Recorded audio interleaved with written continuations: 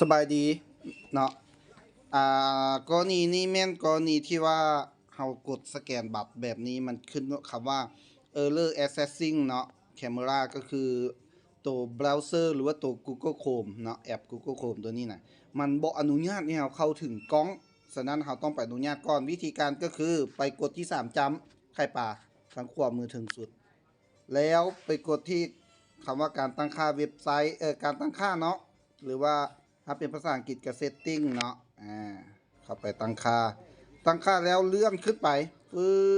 บขึ้นไปให้ต้องหาคำว่าการตั้งค่าเว็บไซต์เนาะภาษาอังกฤษกับเว็บไซต์ setting อะไรเนาะหรือว่าไซต์ setting เนาะจิ้มเข้าไปแล้วเห็นบอกมันจะมีว่ากล้องถ่ายรูปภาษาอังกฤษก็ไม่แคมเมราเนาะจิ้มเข้าไปเนาะตอนนี้มันถึกบอกอยู่1รายการเนาะนั่นก็คือโดเมน st.ictvtp.le ให้ทำการจิ้มเข้าไปบัดนึงมันจะถามว่าอนุญาตหรือบล็อกต้องเลือกอนุญาตปึ๊บเนาะอนุญาตแล้วหลังจากนั้นก็กดแบ็กกลับคืนมาปึ๊บมาจิ้มเบิ่งสแกนบัตรปึ๊บยังบ่ได้บอกนี่ได้ละแล้วก็จิ้มใส่ QR code นี่ของไผ ของผมนะ บ่เป็นหยังเอาไม้ก็ได้เนาะชื่อหยัง บุษดี บุษดีชื่อลำดับที่ตัวเองได้16บุษดีเป็นขณะห้องอีก โบนะ เอ้าก็นี้เป็นขณะห้องบุษดีภูนทอง4บ่แม่นหรอ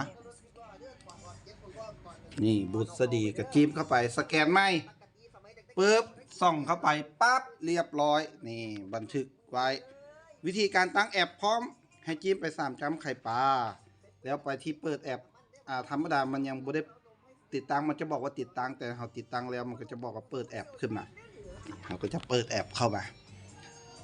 เนาะล็อกเอาออกปุ๊บมันจะมี user password ค้างบมันบ่มีกระบบเป็นอย่างสแกนอีกบัตรหนึ่งก่อนเนาะปุ๊บนี่เอาล็อกเอาออกปั๊บมันก็จะมีคือบ่มีละนี่เขาได้บ่นี่เนาะถูกต้องแล้วกะกดปุ่มเช็คอินเข้าไปปุ๊บมันจะถามให้อนุญาตกับอนุญาตเนาะอนุญาตในครั้งนี้เลือกเอาตัวที่2อนุญาตขณะเข้าสู่เว็บไซต์ปุ๊บนี่เนาะมันบอกว่าหากต้องการดำเนินการต่อให้เกิดกดเปิดกับเปิดนั้นไปพอมันต้องเปิด GPS นี่มันก็ขึ้นมากดเซ็กซื้อมาเฮียนกดปุ๊บแล้วก็ลงซื้อมาเฮียนเลยปุ๊บรอท่ามันขึ้นสีเขียวตุ้งๆหน่อยนึงเนาะช่วงนี้มันคนใช้งานหลายมันก็เลยยากซ่าหน่อยนึงนี่เนาะหลังจากนั้นก็กดปุ่มมาโรงเรียนแล้วปุ๊บแน่มีชื่อเขาขึ้นมาโอเคกดหยุดให้อาจารย์แล้วส่งมาเบอร์อาจารย์